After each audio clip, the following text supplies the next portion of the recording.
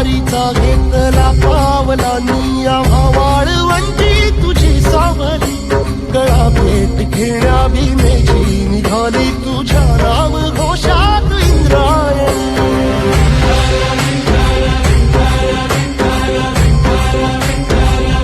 भिडे आसमंती ध्वजा वैष्णवांची उभी पंढरी आज नानावली